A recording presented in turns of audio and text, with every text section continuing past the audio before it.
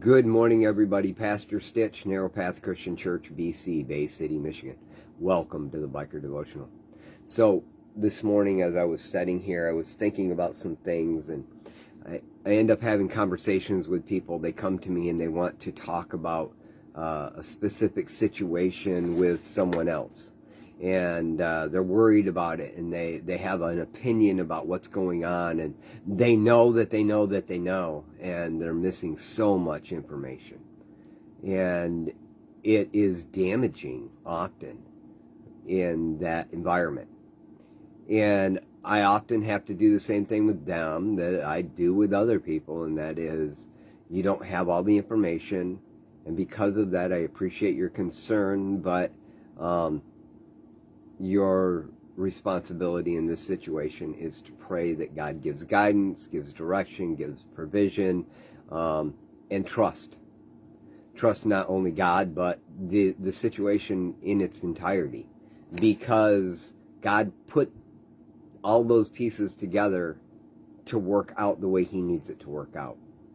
And whether it works out for what you think is the good, or it works out for what you think is going to be horrible, which turns into the good God needs, doesn't really matter. What matters is that we need to follow through with trusting God. That's really difficult when we're fixers. Type A personalities want to dive in and get it done, right? We find the solution and we go in and we tell everybody what they have to do. We've seen this movie. We know exactly how it ends. We've been through it 1,000 times. These are the problems that you're going to face, and it's going to be detrimental. But maybe, just maybe, they need to face those problems. Reading this morning in Proverbs chapter 25, verses 1 and 2, it says, "These are the Proverbs of Solomon, which the men of Hezekiah, king of Judah, copied. It is the glory of God to conceal a matter, and the glory of kings to investigate a matter." That word glory can also be translated the abundance. It's the abundance of God to conceal a matter, and the abundance of kings, it takes the abundance of kings to investigate it. He goes on in verse 3, "As the heaven is high and the earth is deep, so the hearts of kings cannot be investigated." What I'm saying here is you shouldn't expend all of your resources to investigate something that you can't get to the bottom of. And definitely you shouldn't invest all of your resources chasing after an answer or a solution when you can't uncover what all the information is. What you can do is put it in God's hands and trust Him. Now, I'm not saying that's easy. I am not saying that at all. It is never easy to take an environment, take a situation, especially where you're invested in it, and say, I just need to trust God in this. I'm invested in this person. Whether it is, if they fail, they don't pay me back, or if they fail, I'll look like a fool for helping them, or if they fail, they may die, and then my heart's broken.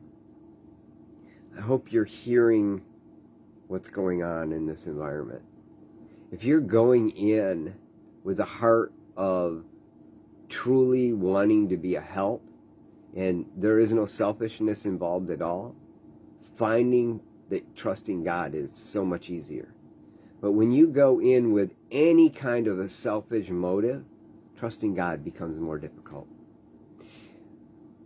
I don't have an answer for you how you turn to the trust of God.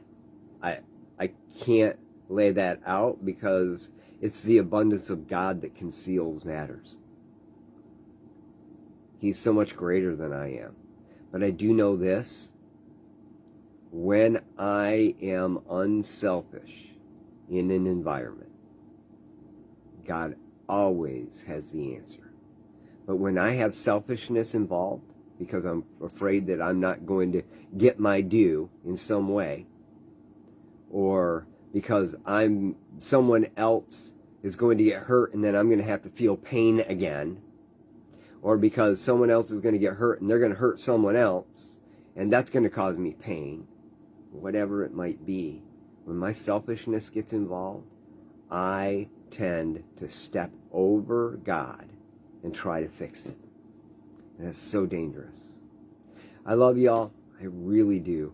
I share with you because I know I'm growing, and I hope as I grow, I can continue to help you see things as well. God bless and have a great day.